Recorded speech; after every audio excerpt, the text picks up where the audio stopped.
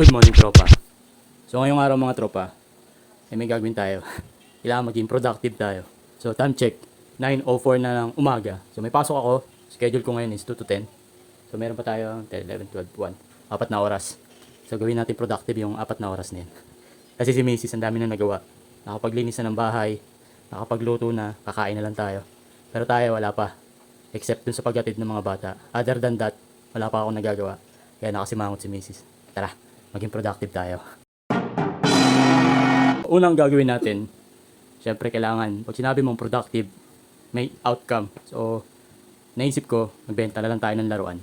Since hindi naman lingid sa kaalaman ninyo, nagbebenta ako ng damit, laruan, suka. So, sa ngayon, ang available lang natin is laruan dahil wala pa tayong bagong damit. So, tara, samahan niyo ako. Mamimili tayo ng laruan dun sa bodega natin. Bodega kasi hindi pa ayos. Tapos, i-post natin, then hopefully may bumili.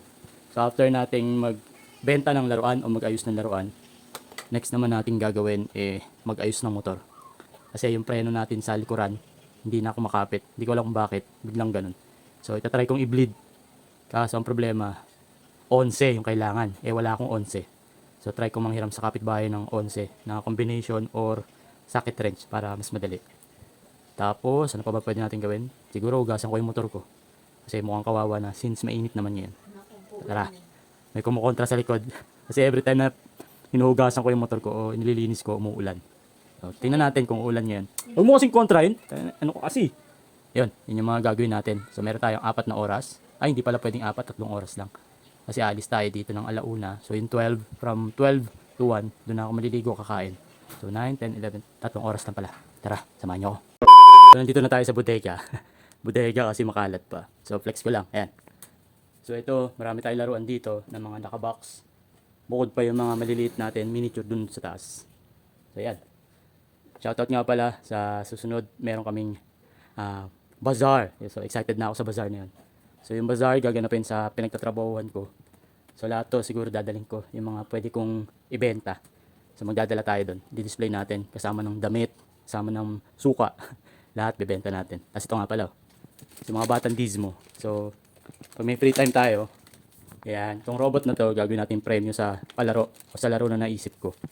So, yung mga batandismo, abangan nyo to So, isa lang yung mananalo. So, yung competition o yung games na gagawin ko is para sa isang tao na mananalo. So, pagalingan silang lahat. Hanggang sa kung sino yung matitira, siyang mananalo ng robot na to. Diba? Ayos. Pero bago yan, tara, akita tayo doon sa taas. Para masimulan natin yung pagbenta. Tapos natin mag-post ng laruan. Next natin is yung motor. Ayusin natin yung motor tapos hugasan natin. Tara, samahan niyo ako sa taas.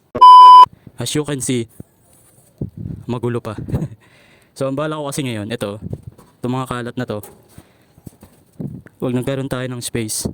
Doon na yan. Kasi bala ko extend to. Itong flooring hanggang doon. Para itong mga kalat na to, mga damit na to, wala na dito. Para maluwag tayo. Para magkaroon tayo ng sofa dito. Tapos dito na tayo magla-live ng selling, di ba? Dami natin pwedeng gawin. So ngayon, nag-iisip ako ng pwede nating ibenta. So maghahanap tayo ng pwede nating ibenta para sa araw na to. Pwedeng ito. Ito pwede nating 10 peso, pero parang naibenta ko na yata ng 10 peso. So hindi pa. So siguro ito. Try natin ibenta tong mga to. Try natin ibenta. Mga animals to So magbebenta tayo ngayon ng mga 10 peso at saka 30 peso. So ito napili natin. Ito mga basket na to. Tapos ito, mga 10 peso, mga mousse. At saka ito, try natin ibenta itong mga to. Simulan natin magbenta. Medyo matumal yung laruan natin kasi yung binabanggit ko kanina, mostly mga customer ko is reseller din. So alam na nila to. Kumbaga, kabisado na nila yung mga pinopost ko. Paulit-ulit na lang. Kaya hindi na napapansin. So, hopefully sana may bago tayong mga customer. So, yun yung kailangan natin. Kailangan natin ng bagong customer para fresh sa mata nila. Pero, ganoon talaga. Kailangan tiyagalan tayo. Keep posting pa rin tayo. So, ito meron tayong 20, 30, 10. So, yun yung mga popost natin ngayong araw. Habang meron pa tayong oras. So, time check. Anong oras na? 9:35 na. So, meron pa tayong 2 kalahating oras. So, tara, samahan nyo ako. Popost ko na itong mga to. Natapos na yung una nating ginawa, yung pagpo-post ng laruan. Pagod. So time check, mag-alas 11 na. So lakas kumain ng oras ng laruan, tropa. Kasi syempre, every time na magpo-post ka, kailangan i-verify mo yung presyo. So doon ka magbabase kung 10 peso, 20 o 30. So ngayon, katatapos ko lang, nag-post tayo ng tatlo. May 10, may 20, may 30. And then hopefully may bumili. So after siguro 8 hours, tsaka ko siya i-check kung mayroong bumili. Tapos isi-send ko yung waybill nila kung magkano yung mga napamili nila. Tapos sisingilin ko sila. So ganun yung strategy ko ngayon.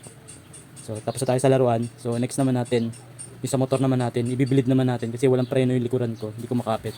Try kong pasingawin yung preno. Baka nagkaroon lang ng air pocket. Yun naman sunod natin. Bago tayo umalis dito, kailangan around 1:45 makaalis na tayo. Para hindi tayo mali. Pagod. So ito yung problema naman natin ngayon. So kung mapapansin nyo, nakapreno na ako dito. Yan o. Pero to, gagalaw pa rin natin. Yan o. So ibig sabihin, hindi ko makapit yung preno natin. So unang gagawin ko, magbi-bleed tayo. Magpapasingaw tayo ng brake fluid. Productive. Bakit productive? Kabilang sa productive to. Kasi syempre, hindi tayo magbabayad ng ng gagawa. Diba? Instead, tayo yung gagawa. Ayun, putik na lang, buti na lang. Nabahan ako, kala ko mabibilog. So niluwagan natin para pag-apak natin dito, may lalabas na brake fluid. Ayun, kumakapit na.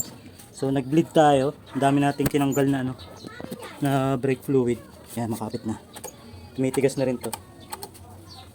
Nung nakaraan kasi, walang kapit yung preno natin. So ngayon, medyo tumitigas na. Yan. Okay na. Papansin nyo rin, nabawasan yung brake fluid natin dito. Okay. Alright. Okay na. So nag-refill tayo ng brake fluid. Tapos check natin kung okay na. Yun. Konting apak lang natin. Naka-engage na yung preno. Alright.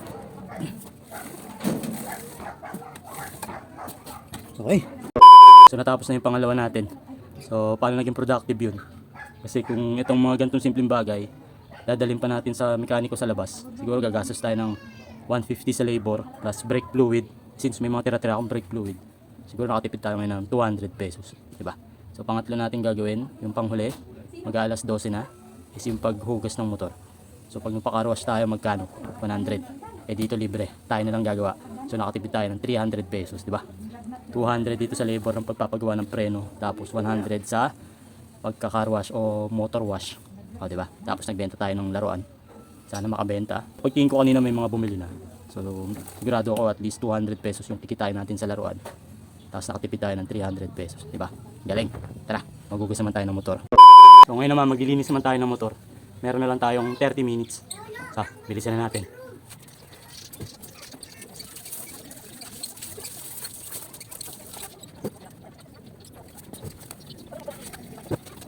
Tinatakpan ko yung busina kasi dati nasiraan na ako niyan.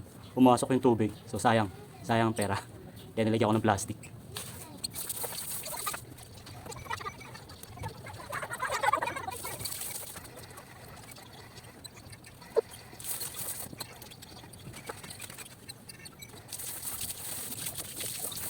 So tapos ko nang linisin yung motor natin. Ngayon naman yung motor naman ni Mrs. So every time na maglilinis ako ng motor ko, sinasabay ko na yung kay Mrs.